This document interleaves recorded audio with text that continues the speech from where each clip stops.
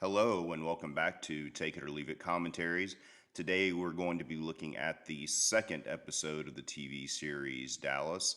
If you have your own DVD copy and would like to follow along, or if you're watching on Amazon Prime like I am, you can start your copy right now and we'll go ahead and get right into it.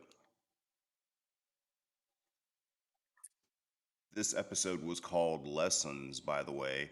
Um, Dallas never included any of the titles of their episodes, which is a shame. Some of them are pretty clever and would have added, a little bit of context to things, but it didn't seem to hurt the show's success any. So what do I know? Here we have the same opening credit sequence as we had in the first episode, Digger's Daughter. Again, the same differences you'll notice again, which is no Linda Gray, no Steve Canale, no Ken Kercheval, and we're still at the box ranch with the interiors filmed at the Aldberg house just outside Dallas.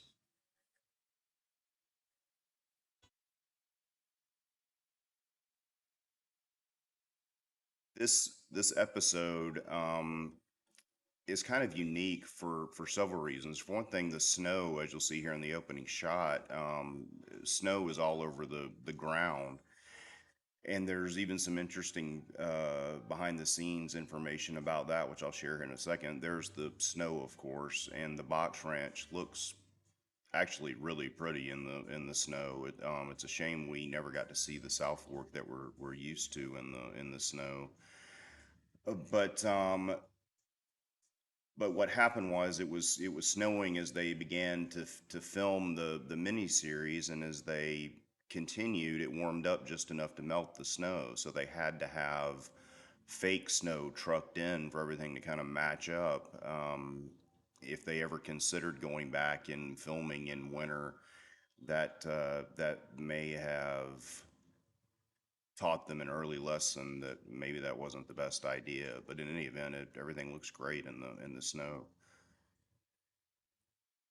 The other thing that's unique about this episode, or one of the things, is that Lucy is the star, as we see here right off the bat. That rarely happened throughout the rest of the series. Lucy is kind of the central character in a couple of the early episodes when we get the first full length regular season, but they stop that pretty quickly. This is of all the episodes in the mini series, this, in my opinion, is the episode that is most unlike the rest of the Dallas series that everyone kind of came to know. There's very little about any kind of business dealings, and there's very little JR. This, of course, was when they were still going with the plan. Obviously, it's just the second episode for Pam to be the central character, and this episode explores Pam's evolving relationship with Lucy. You kind of get the feeling here that what they intended to happen was for Pam to become kind of a surrogate mother to Lucy, or at least a trusted confidant of Lucy. And it was thought that that relationship would be important in the series going forward. Of course, Pam and Lucy did become close, but it did not have the impact on the overall story that I think the writers and producers envisioned when they were doing the miniseries.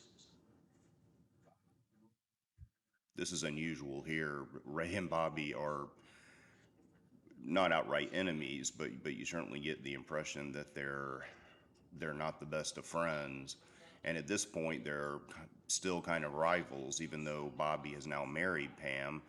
Pam was previously Ray's girlfriend, so really both of them have every reason not to welcome seeing the face of the other. As I mentioned in the previous episode, Ray and JR at this point are are the pals. They go out raising hell together and getting in all sorts of mischief and trouble, which will come back to haunt the family in a couple of episodes here.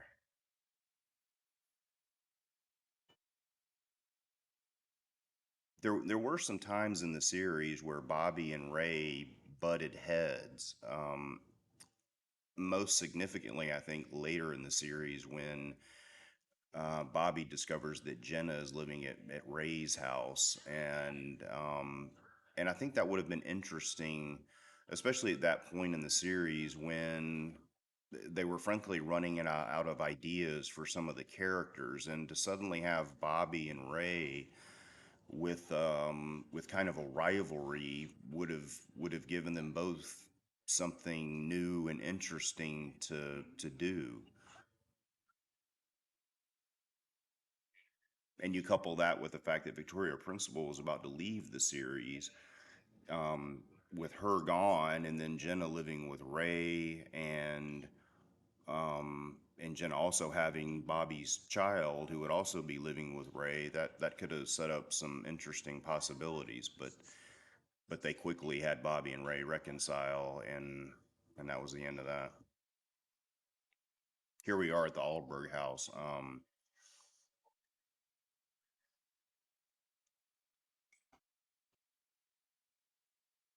And again, all the discussion is about Lucy.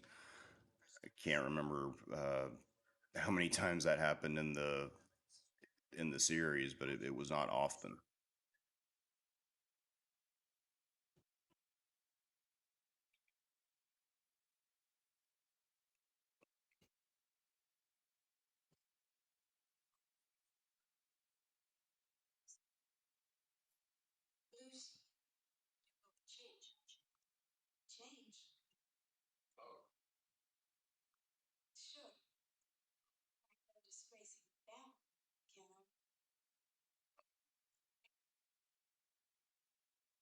And this is when I think Charlene Tilton was at her best, when Lucy was still supposed to be a teenager. I think as the show went on, her small stature and the fact that she looked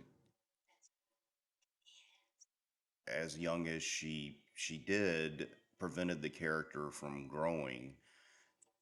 And there's one of the few mentions of business between JR and Pam, and it's just a quick little bit of dialogue about Bobby jumping into his work at the office, which is what Pam urged him to do. She's already kind of ordering Bobby around.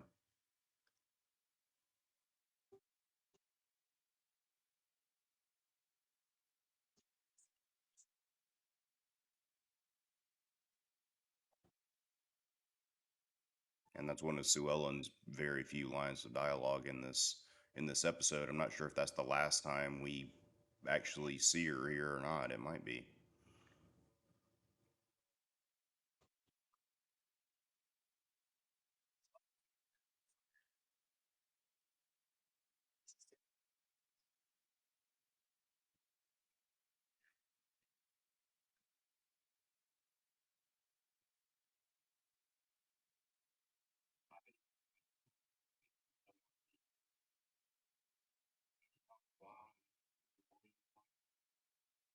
This is a little different too. Ray acts like there's a possibility of him getting fired, which is very unlikely given the relationship that we kind of learn about later as far as how close Ray and Jock are.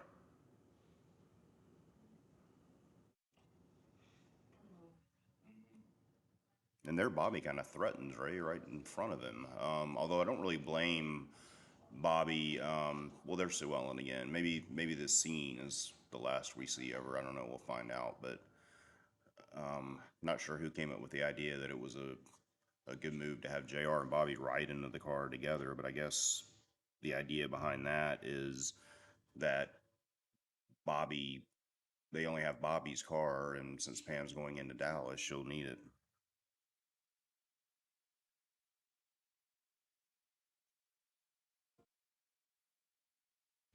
That actually would have been a really interesting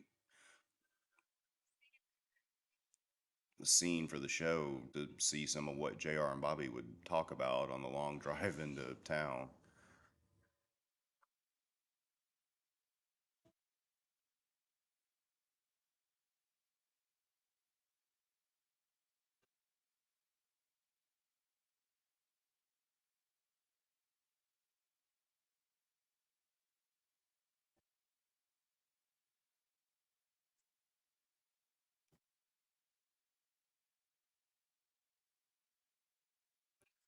And here we learn that Miss Ellie knows very well that Lucy does not actually go to school when she leaves. Someone as sharp as Miss Ellie, not to mention Jock and JR and most of the rest of the family, it seems like they would have figured out, well, she's obviously doing something with Ray because, you know, unless they think she is somehow performing a magic act and creating a double of herself for Ray to drop off at school, then clearly she's going off with him, but they don't really bother explaining that.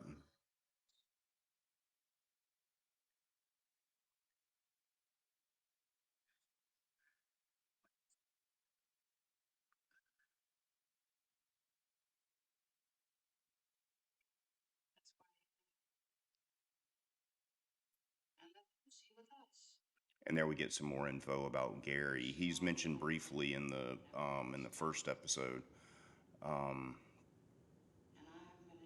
and here's a little more about him. Again, not really to for the sake of talking about Gary, but more because it gives us some insight into Lucy's character.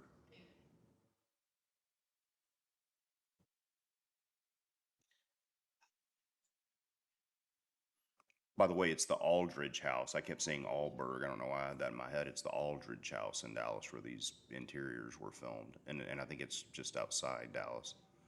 I went into that a little more in depth in my commentary on the first episode.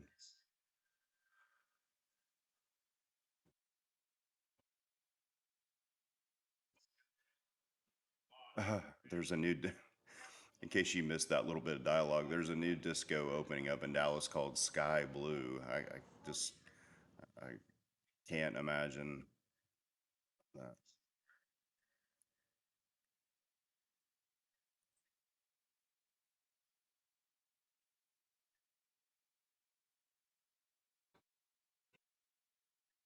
And here, the same as episode one. The writers and producers quickly moved on from Ray and Lucy having this sexual relationship, even before they decided that Ray was going to be Jock's illegitimate son.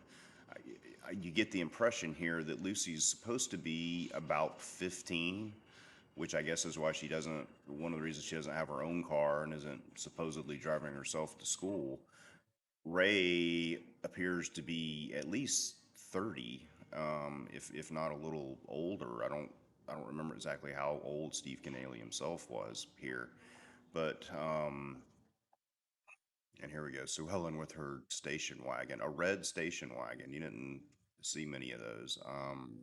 I don't know what make of car that is, but that's a very interesting looking station wagon.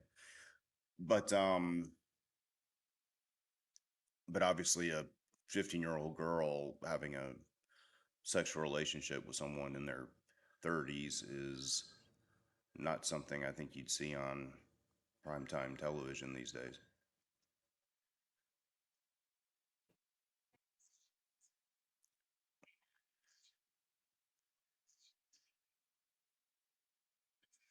And I love the look you get in these old episodes at the old furnishings, the lamps and the light blue phone and just all kinds of things you get a glimpse of that are so kind of mid 70s. It's really interesting.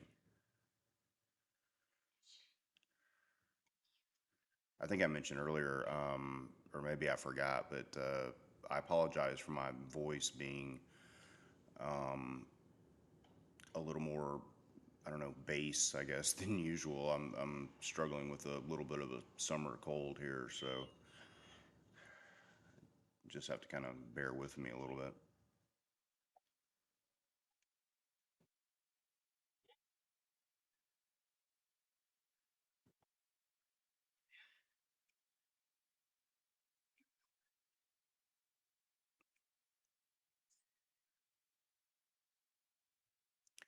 Victoria Principal really does um, look a lot different than she did later in the series. I mean, for one thing, the color of her hair is more of what I assume is her natural brown, and and she just looks healthier in my opinion. She's not quite as thin as she became later on.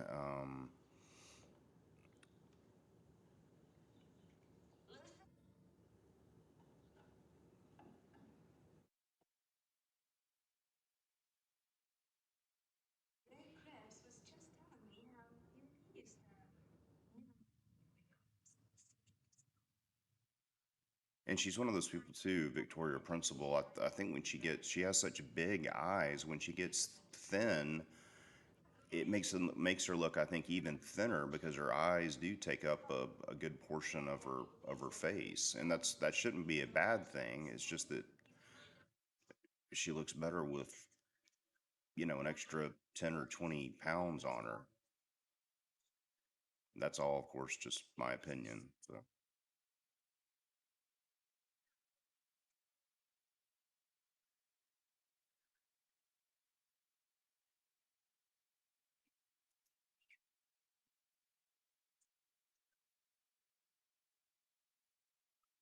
Now, I appreciate Pam being tough here, and that's fine, but it's a little presumptuous of someone that's been in the house for, I don't know, I guess at this point, a week or two to start preaching about why the family feels guilty about Lucy, and it's just because of her father and all that. I mean, Pam's had, as far as we know, two conversations about Gary. One was JR at the very beginning of her stay at South Fork, and the other was just earlier in this episode when Miss Ellie mentions Gary while they're having coffee. That's really not enough ammunition to go around acting as if you completely understand what's motivating everyone here. That music and that little shot here going to Ewing Oil is just so out of place for Dallas. It's actually really interesting. And those huge file cabinets back there. I did do some research trying to find out where they filmed these interiors for the first Ewing Oil offices. This is clearly a real office building, but there's just nothing out there. For a mini series like this, it would be far too expensive to actually create sets and build everything that goes along with that. So they just use real interiors, which is why they were at the Aldridge house. But I don't know where they film these. That's of course Julie Gray. The next episode really focuses on her relationship with JR, and it's the first episode we get that involves Cliff Barnes to a large extent and his quest to bring down Ewing Oil. Although we've seen a little bit of that so far, but they really get into it in the next episode.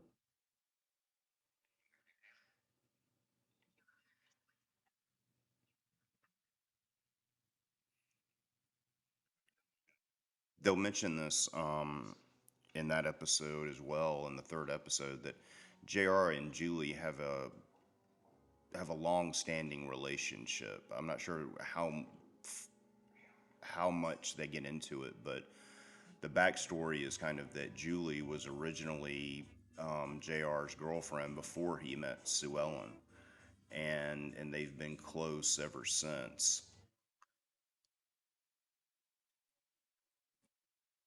And by close, I mean continued to have sex together. And really, Julie is more of JR's quote unquote wife than Sue Ellen. This is interesting. That guy right there, I knew him from somewhere when I watched this episode again after many years of not seeing it. I just something about his look and his voice that I recognized. So I had to look him up. He's an actor named Paul Tully, and he's mainly known for a deleted scene that he's in. He's in a deleted scene from The Godfather Part 2. He plays a character named Gardner Shaw, who um, Gardner Shaw comes to the Corleone estate on Lake Tahoe to ask Michael, who is now in charge of the family, for permission to marry one of Sonny's daughters. Sonny was played by James Caan. He was killed in The Godfather Part 1. And the scene that I'm talking about would have taken place at the very beginning of Part 2, and he has an interesting kind of conversation with Michael about the fact that he's studying fine arts in college, and the reason he can study fine arts is because he's a major stockholder in his family's corporation, and Michael eventually gives his permission. Sonny apparently had two twin daughters, and he's trying to marry one of them. I don't remember which one. I think it's Francesca, but anyway, it's a really interesting scene. I think the reason it was not included was that the scenes at the Tahoe estate that open up The Godfather 2 were supposed to stand as a contrast to those scenes in Godfather 1, where in Godfather 1, Vito is granting favors and making people happy. Everything in part 2 is very dark, and it's all business, and um, it's not making anyone happy, and that scene didn't go along with that because Michael gives his permission, and I assume that's why it was deleted. Not to get off on that sidetrack, but I love The Godfather. The Godfather Part Two is the one I actually prefer. I just think some of the stuff with Michael and Fredo and the rest of the family is just so well written and acted that it's actually a little bit better film than the original. But I can get off on a tangent talking about The Godfather any day of the week.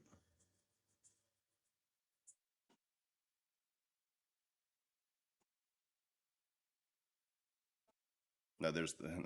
I mean, I guess it makes sense that they be driving on the same stretch of roadway as Lucy and Ray were. And Lucy, of course, trying to be the biggest brat she can possibly be.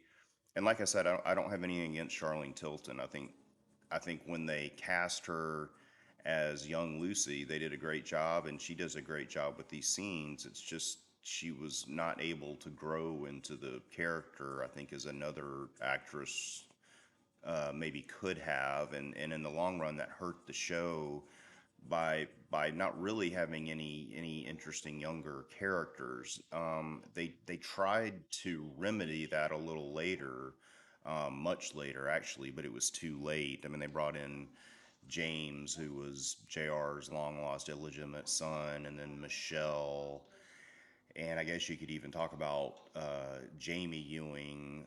They tried to bring her in, but with the exception of Michelle, um, both those roles were badly miscast, in my opinion. I do think Jamie was a good opportunity to maybe um, almost replace Lucy with a character about the same age that had some depth to it and that could get involved in some more adult storylines. But the casting pretty much just made that impossible.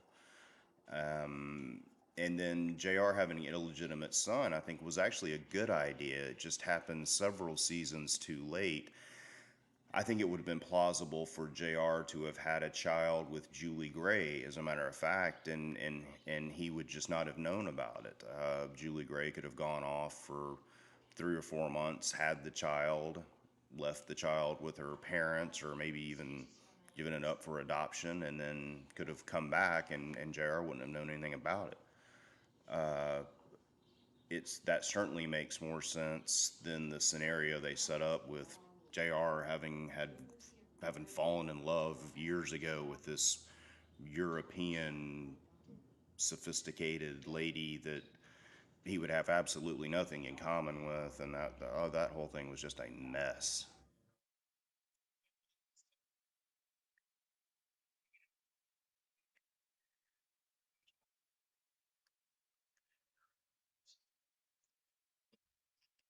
It's Ray. It's not the fact that her old boyfriend is running around with Lucy. It's that you're 32ish and Lucy is 15. It's I think even back then that was highly illegal.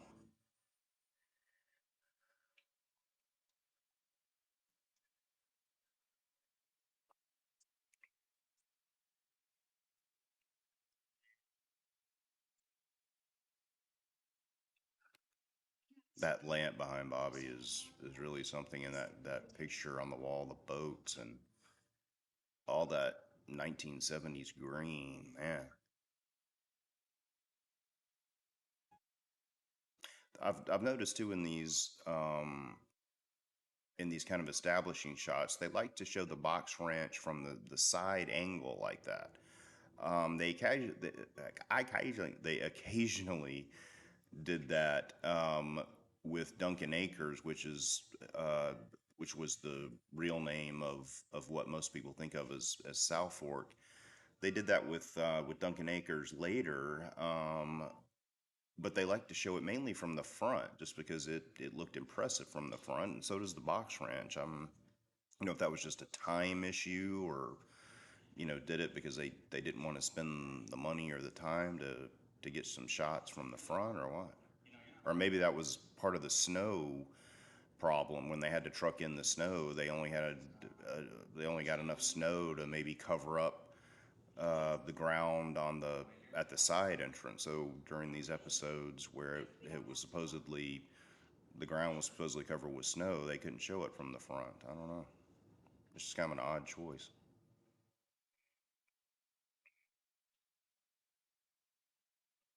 And this trick, for lack of a better term, that she's about to pull on her teacher here is another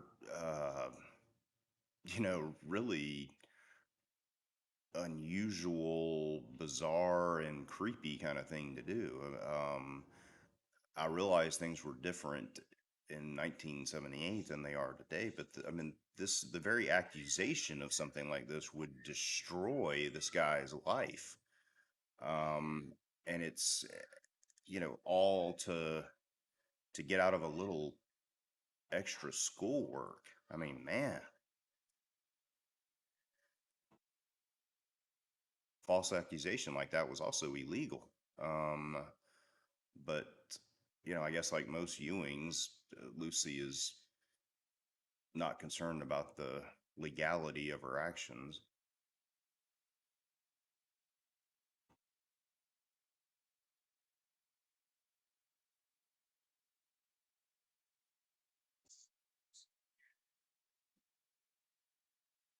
How is this guy always lingering outside during class?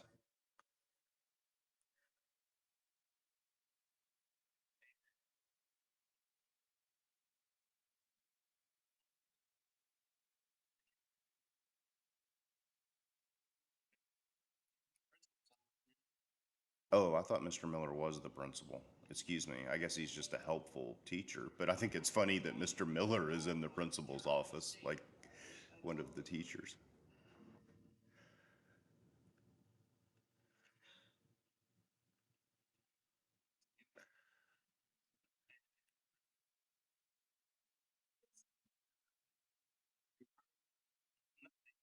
I think when Pam comes in, I think it's interesting. None of these men around go, "Oh wow," or I guess we don't see him when she leaves the room. I'm sure a lot of times after she goes somewhere, everyone's like, "Man, oh man."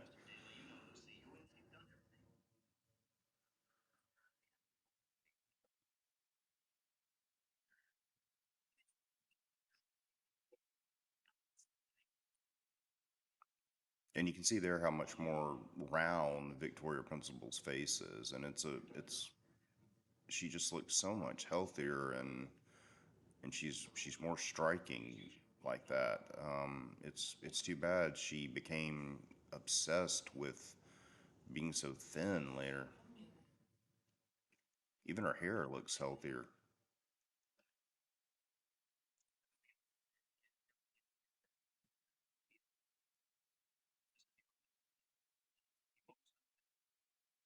Again, I understand that you're a little bit concerned that Lucy's grandfather is a really rich, powerful guy, but that's the least of your problems here, Mr. Miller. This is before there was a sex offender registry, but still, you certainly don't want this following you around for the rest of your life. Look at that couch. Wow.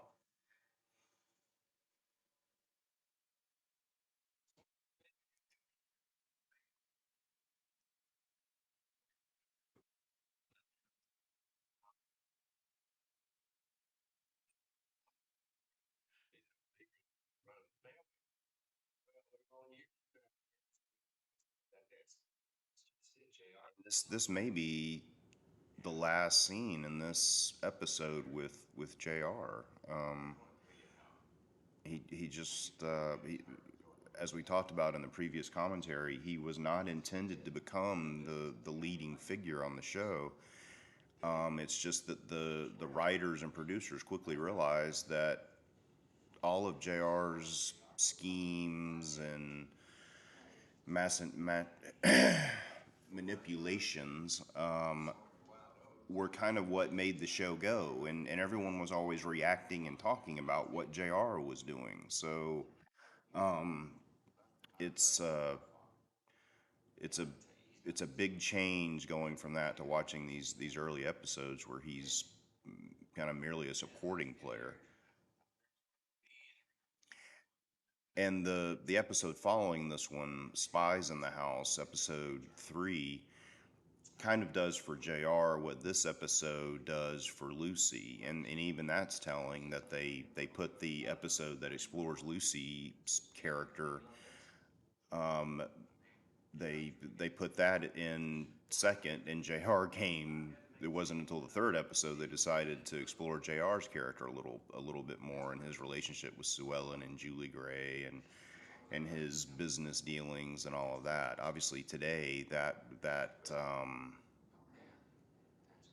knowing what we know now about the importance of JR's character to the show, that would have been handled right off the bat. But and here we go. Here's the front of the ranch,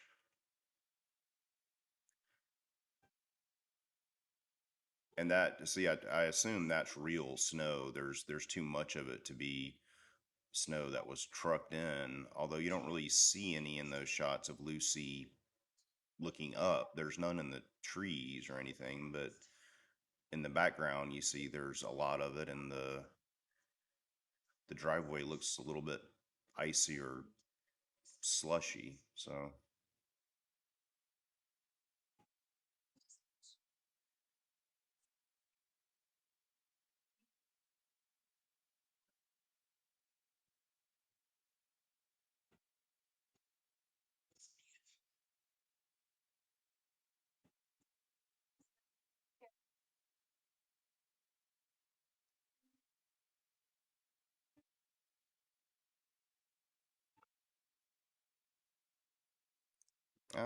I think Charlene could have played that up a little better in that scene. That was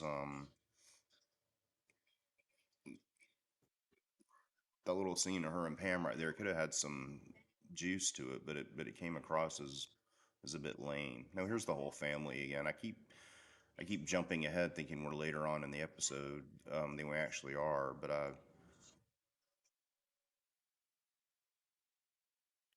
I love that little dig at Pam right there from Sue Ellen. All those years of working at department stores, as if there's anything wrong with that.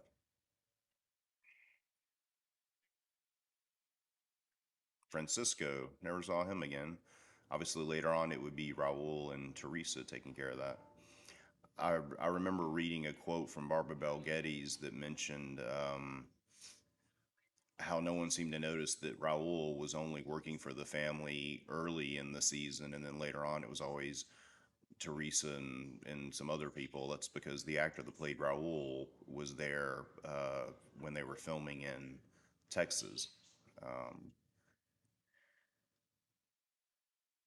and then after they moved back to Los Angeles, they obviously didn't bring the actor back with them. And there's Lucy getting a taste of her own medicine. And there's the same establishing shot from the side of the house. Again, I'm thinking that's a snow issue, but it's just a guess.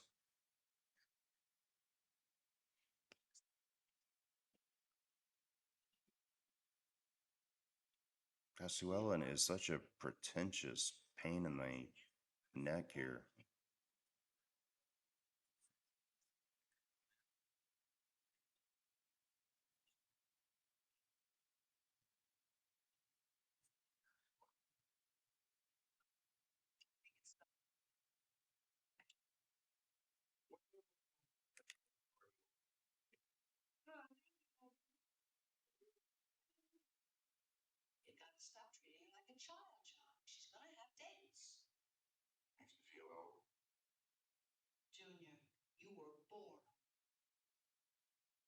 Junior Reborn old. This is also they're still occasionally referring to JR as Junior. They drop that pretty quickly later for good reason. I mean, how many nicknames can one guy have? I mean, JR's name is John Ross Ewing Jr. JR is already a nickname. They don't really need to put add Junior on top of it.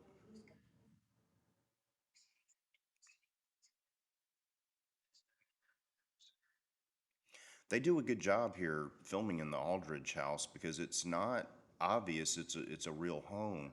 Typically, and this was an issue even with later episodes of Dallas when they filmed in a real house, you can hear echoes everywhere, especially when people are walking. But even with dialogue, you can hear just a lot of echoes when you're filming in a real house that's not set up with all the sound equipment that you have on a sound stage. But there you don't hear much of that in the Aldridge house scenes.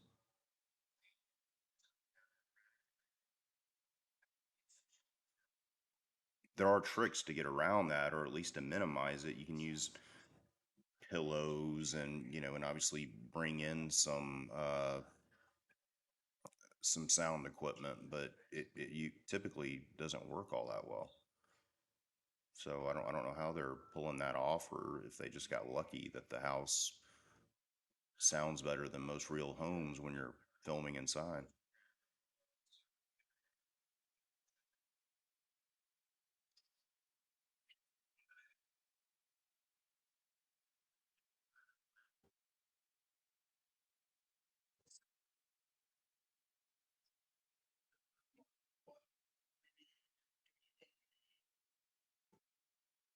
We are. That's a nice little scene that doesn't really advance the story in this episode at all, but it does give you a glimpse into Miss Ellie and Jock's relationship and their past and all of that.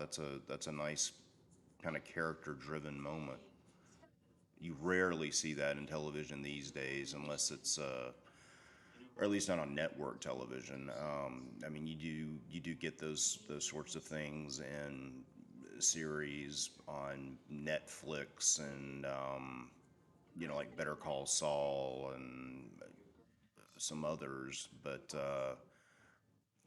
these days other shows seem like they're just so obsessed with moving quickly and getting to the next surprise or the next twist or the next this or that. They don't give people time to take their breath and just kind of be with the characters, and I think that's a big mistake that the recent Dallas series made. They were always trying to get to the next, you know, big tense scene between somebody or the next shocking twist or the next this or that, instead of just letting the family stand in the living room and have drinks and just take swipes at each other.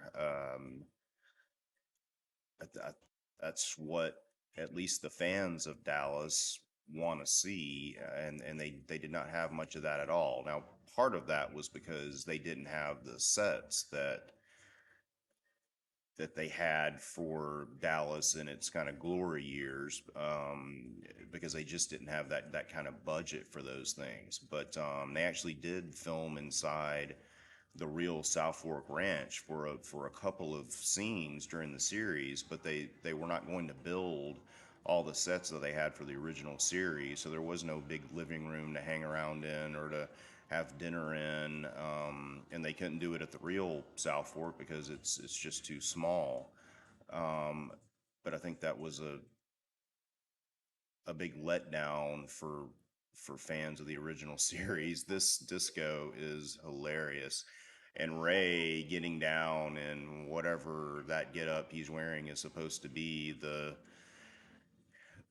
denim and his handkerchief tied around his neck. That is quite the look. And here come Bobby and Pam, and they are about to tear it up on the dance floor.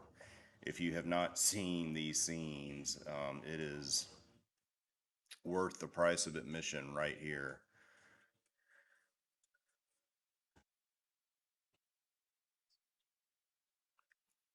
I'd love to know where they filmed this.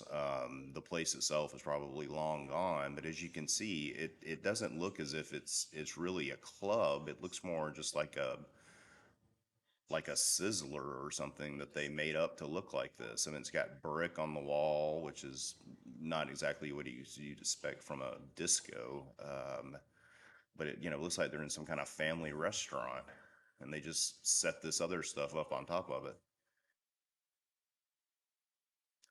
These scenes are just hilarious. Look at Bobby. Um, these are things you never saw this sort of stuff again later on. Um,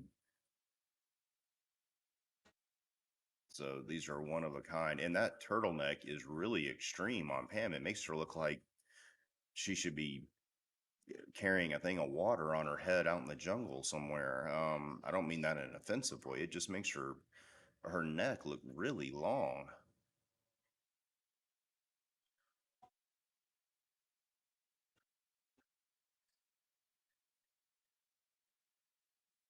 Because a disco club is always the best place to have a an important, quiet, intimate conversation. Uh-oh. And I love they have the Dallas theme mixed in with the disco music. And look, they have house plants. I don't think they have house plants in discos.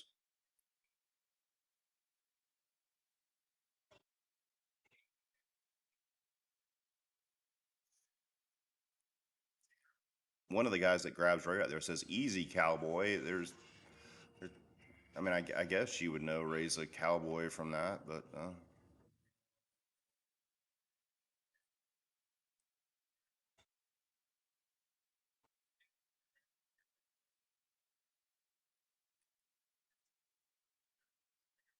and here Bobby is taking this awfully well. I don't think the Bobby we came to know would have taken the fact that Ray or any ranch hand was messing around with Lucy this calmly.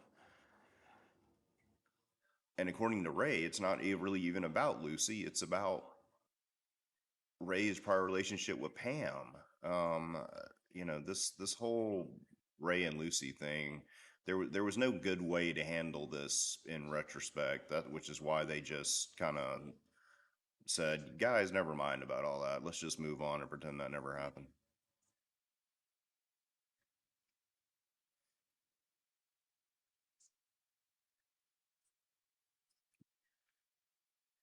And as I mentioned already, it's great that you can hear these people so clearly in this disco with the music bouncing off every wall in the place.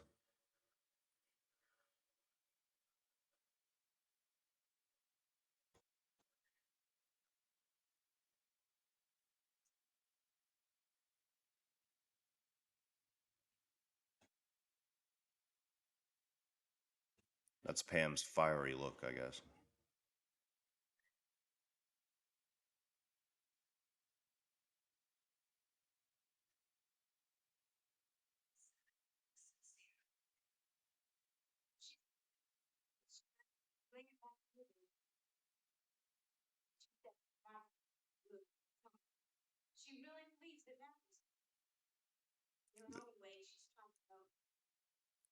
These these last few pieces of dialogue here, or sequences of dialogue, I should say, are a little too special episode-ish for me. Although Victoria Principal does a really good job with her acting, and so does Bobby, and so does Charlene Tilton for that matter. They do the best they can with the dialogue, but this is very after school special type of stuff here.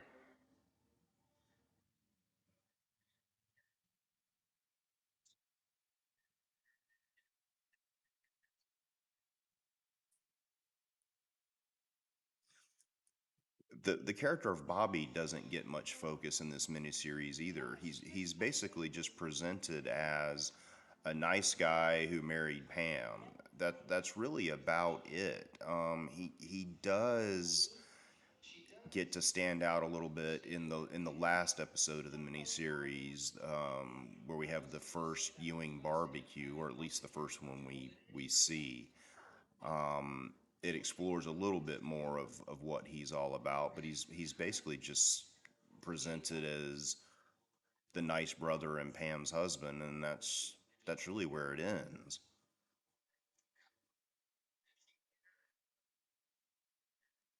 But Lucy here has every reason to not believe that Pam really cares. But again, Pam's only been in the house for 1 or 2 weeks. I mean, why suddenly is she so interested in Lucy? I mean, I guess if they had explored this more, it could have come down to Pam seeing a lot of herself in Lucy, since Gary has it's already been explained to Pam as a drunk, and Digger as a drunk, and you know the the mom ran away, and we don't really know at this point exactly what happened with Pam's mom, but as it turns out, she did run away too. And here's another very un-Dallas ending here, with the not on anyone's face, not any dramatic moment, really not even music. It just ends with a bunch of random people disco dancing, which will never ever happen in the series again, I can assure you. But that's the second episode of the series. Like I said, it's probably most notable for how different it is from the Dallas that we later come to know. It's the tone is very different. The characters that the show focuses on is completely different, and just the whole kind of vibe of the episode is very un-Dallas, but that's what makes it interesting. But I guess that'll do it for today. If you have anything else you'd like me to do a commentary on, I do continue to plan on doing some movies here and there. But I think for now, I'm gonna continue going forward with Dallas, just because I think it's interesting looking at these early episodes, and watching all these differences, and picking up on some things that even I, as a huge fan of the show, had pretty much forgotten about. But please leave a comment and subscribe if you'd like to check out my later videos, and let me know if you have any suggestions. Thanks for watching, and I hope you enjoyed it.